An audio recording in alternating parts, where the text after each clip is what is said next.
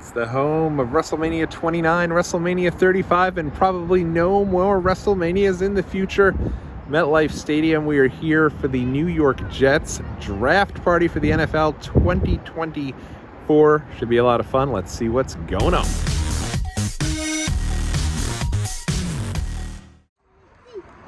It is a family affair, the appetizer of the season, if you will. And everybody's here. Ari, how we doing? Oh, look, Dakota. Oh, Jets gear all around. Show it off.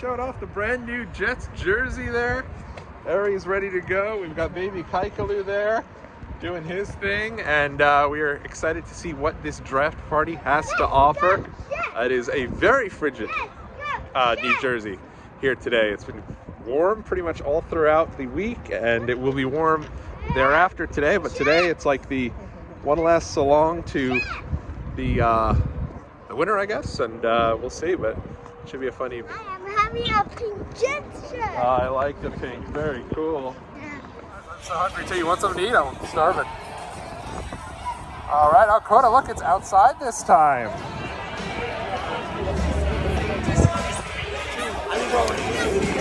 Dakota, it's cold, baby.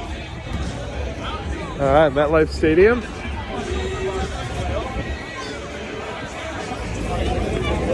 I got a bunch of the stuff for the kiddos. Sun's coming down.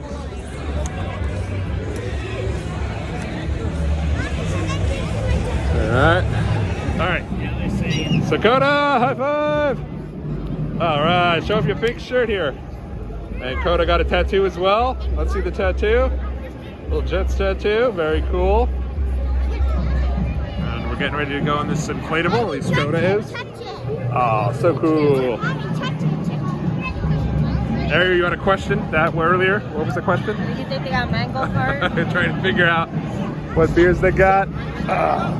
So they got quite a few. We just missed the shirt. It's disappointing, but what can you do? I think we'll be all right. Should be fun. Yeah, I'm gonna film you. And away she goes. Go ahead, keep going. I'm right here, Coda. You got it, Coke. Keep going, baby. You got it. Good job. I'll tell you, the inflatable smell is actually not horrible. I don't know why, but not bad. All right, don't mind me as my heart stops. But here she goes. All right, here we go.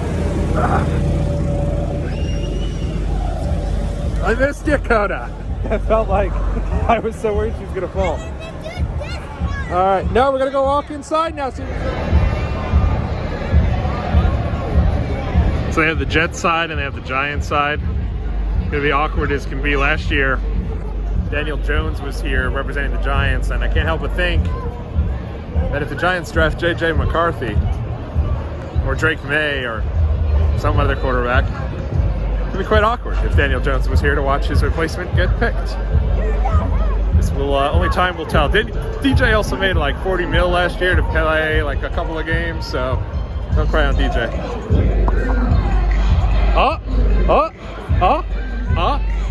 Eric, drop it.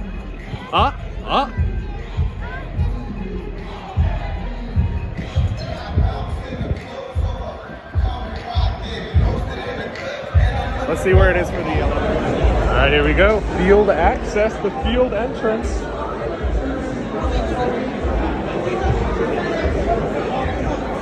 Here we go. Look at that.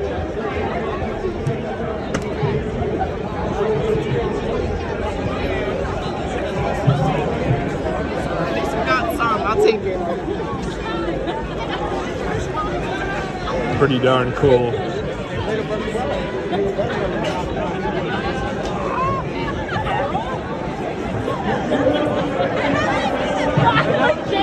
Turn around. Look over there. Jets party.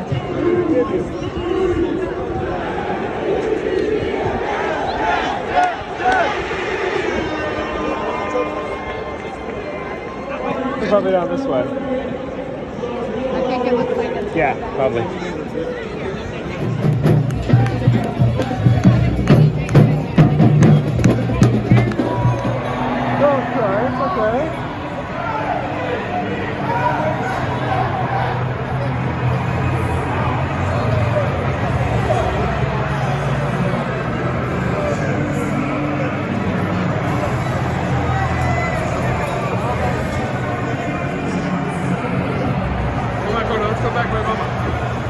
leaving MetLife Stadium. Caleb Williams picked number 1, which we knew was going to happen. Oh, You think he's going to be good? Nah, man, he's a star in the making. For sure. And that, so I'm here with JP Mars right here, season ticket holder for the Jets forever, right? Since they opened the stadium. Have you ever missed a MetLife Stadium game? You know what? I missed the Buffalo Bills game in 2010 because I was just feverish. If we had COVID back then, that was probably what it was. Oh man, it was bad. I was so bad I couldn't make the game. Damn, and that's dedication too. Haven't missed a game since 2010. Yep. Pretty incredible. So we are now on our way to the American Dream, walking down the long tunnel to try to catch the rest of the draft. It's just far too cold, unfortunately, tonight. All right, so it's now Friday morning. Just wanted to jump on here and give you a little bit of my thoughts on my experience to the New York Jets / New York Giants NFL draft party that took place last night at MetLife Stadium, as you saw from the footage. We did not get a particularly long experience, unfortunately, and it's a shame because you could see in the beginning of the video we're all pretty amped up for it. We're excited. Went out and got Jets gear for the wife, got myself a new Jets shirt as well, and lo and behold, ended up not lasting as long as we typically do. But for those who don't know what this draft party is, and I assume they have this at other stadiums, but MetLife does it every year. It's a lot of fun. It's a really good kind of bridge between last year's NFL season and the next year's NFL season, which is really, I think, why the NFL draft itself is so popular, as well as the popularity of college football. But typically what the event is you go down to MetLife Stadium, you are able to watch the first round of the draft, and typically a few hours before that they have a bit of a party. You can jump in there and you can really go and experience a variety of different things. So for the kids, they have the inflatables that you saw earlier in the vlog. I think the first 5,000 people get a t-shirt. That's pretty cool. And then from there, you also get the opportunity to meet a couple of different players and also get a chance to walk on the field and into the locker room. So it's pretty cool access for what it is, and it's actually a lot of fun. Unfortunately, this year it was just so cold. So, I mean, we left here right after work, so around 4:30, 5 o'clock, hit the road, and, you know, it was about an hour and a half to get to MetLife, which is really a long time. I mean, from where we're at, typically it's about 40 to 50 minutes. Hour and a half, just not moving, brutal traffic. And so the event started at 6. We didn't get in there until a little before 7, but we knew at that point, it was freezing cold. We have 2 little kids with us. You know, our daughter is itty bitty and our son just a couple months old. So for us, it just was not going to be an event we knew right away that we were not going to be able to stay for, unfortunately. But in years past, what they've done at MetLife Stadium is they've opened up the suites. They've provided individuals with access to actually sit into the suites, really explore different parts of the stadium that you wouldn't normally explore throughout the season as an incentive for people to come in. Wasn't the case this year. This year there was really nothing indoors for individuals to enjoy other than that locker room tour, which usually there's a huge line in order to get in over there. And then on top of that, the indoor access was really shut off through most of the areas except for those folks who do have the VIP access, and that's typically reserved for individuals that have season tickets. And this year was just, I heard, particularly very limited. So this year it was more so an outdoor event. And in the New York City, New Jersey area, we have had really great weather. It's just unfortunately yesterday the weather was like 30 degrees. So it was not going to be a situation where we were able to do it. They did actually have some really cool players that were there from the Jets. You had Quincy Williams there, as well as Joe Tippmann. And then from the Legends perspective, you also had Bart Scott. Bart Scott had such a limited run as a New York Jet. He's gone on to this immense fame. I really think from him being able to say the whole can't wait deal about playing the Steelers, Bart Scott has become like a beloved New York Jets legend. And again, most of his career was not with the Jets, and he was okay, but I mean, I don't know that he was somebody that really should be living in this allure of Jets fandom. That being said, he's had a very good post NFL career as an analyst as well. So he was there greeting some fans, but they didn't have like separate sections like they typically do for autographs. It was more so as the folks were coming forth onto the stage and acknowledging the crowd, they did stop and sign a couple of different autographs there. So that was also a little bit different. From the Giants' perspective, Brian Burns was there, and Kayvon Thibodeau, who was a massive success for the Giants last year as a rookie. they were both on hand. So you got some pretty good Giants and Jets there. Last year, Daniel Jones was actually there from the Giants, as well as a couple other Giants. From the Jets' perspective, we had Alan Lazard there. So, at that point, it wasn't really something that I feel like from the Jets we didn't get too much in terms of, a particularly good Jet there. But with that being said, I mean, Alan Lazard, he was solid before he came to the Jets, but we didn't really have that ability to really fall in love with the player as a New York Jet yet, because he hadn't really started with the Jets. So I thought that would have been really great to certainly meet, Quincy Williams and Joe Tippmann from the Jets. Would have been fun. We didn't get an opportunity to do so. I think, honestly, they came out pretty early and were already gone by the time that we left. And then on top of that, the line to get into the locker room. So I've been to this MetLife party a couple of times now, and the line was so astronomically long that we didn't get a chance to do it. I've seen the pictures from that tour, though, and it's definitely something that in the future I want to do. But with that being said, I do think that if they're going to close some of the indoor sections, they've got to let people know, especially, and it just made no sense. If they saw it was, in the forecast going to be 30, 40 degrees, it makes no sense why they decided this was the year they were going to close off the access to the suites and do those different pieces. That being said, the American Dream Mall, which has just opened up not that long ago, and it continues to expand. It's right near MetLife Stadium. So about halfway through this, I had talked with my buddy, JP, who you saw at the end of that video there, and I let him know, hey, because he was running, unfortunately even later than us, because traffic was it was that bad. And I let him know we weren't going to be too long for the party.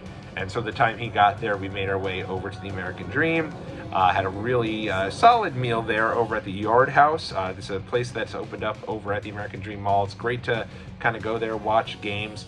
Though, I will say that one of my pet peeves of a sports bar is if the sports bar in particular doesn't play the sound of the games, it's like, what are we doing, right? And last night you had the Knicks, you had obviously the NFL draft, and they're playing the song from Barbie. I mean, at the end of the day, solid song, but I don't necessarily want to hear that over the sound of the games, and I don't know that anyone does. So I've never liked when sports bars do this. It really takes away from the atmosphere. That being said, Yard House was solid wings. Really good place to go get some beers. They have tons of beers on draft. We've been looking for this beer called Mango Cart, and they had that, so my wife and I enjoyed a nice Mango Cart with JP and his wife. So it was really nice, and it was a very a nice night. Glad we had that as an option. In the past, MetLife hasn't had that as an option, so if you're not going to go to the game, you can tailgate or kind of go through there. And don't get me wrong, people tailgate for this. People get here very early for this draft party, spend a couple hours in the parking lot tailgating for it to make sure they can go and get the shirts. We also missed the shirts. I think we just missed them when we got there. It was about 6:45, and we'd missed the shirts. And I get that they want to give each one of the guests a free shirt. I think it's the first 5,000 people who come in. But my other gripe there is you're having families walk around with 8 or 9 shirts, right? And they're all at extra large. So, I mean, big fellas like myself, yeah, that extra large works for us. But at the same time, it doesn't work so well when you have little kids with you. And I saw many families with 9, 10 different shirts and little kids running around with the extra large shirts. At the end of the day, it doesn't really, I don't think it's necessary. I think they should limit it to 1 or 2 shirts per family. But that's kind of a small gripe there. But hopefully we'll be able to go back to MetLife in the future for these parties, and we'll be a little more prepared with some layers. But again, kind of a bad job I felt out of that in order to not letting people know. That being said, American Dream Mall looks awesome. I can't wait to go back. I want to try that indoor theme park they have there. They have a really cool looking Ferris wheel. They have an indoor ski resort. So lots of cool places you could do there at the American Dream Mall. And I really liked Yard House. Thought it was a nice place, and it was good to have that across from MetLife Stadium. A couple of quick thoughts about the draft. 6 quarterbacks picked in the first 12 picks. Absolutely insane. People know it's a quarterback-driven league. I mean, I was hearing some analysis last year that you didn't even know that Bo Nix or J.J. McCarthy would be first-round picks, and they both went in the top 12 picks. That is wild, and who knows how either of those guys is going to do. I mean, it's interesting. Bo Nix goes to the Denver Broncos, who obviously have Zach Wilson. Zach Wilson going into his 4th season. I think he's about 6 months older than Bo Nix. So it'll be interesting to see how these quarterbacks pan out. The one that's the big head scratcher for me, of course, Atlanta. The Falcons obviously had, they obviously just signed Kirk Cousins to a huge 4-year deal. and they go out of their way to draft a quarterback in Michael Penix Jr., who I like. I like Penix Jr. quite a bit, but by drafting a quarterback who's going to sit behind Cousins here for 4 years, assuming Cousins does well, the guy is not going to play for 5 years, and then when he's ready to play, he's going to be 28 years old.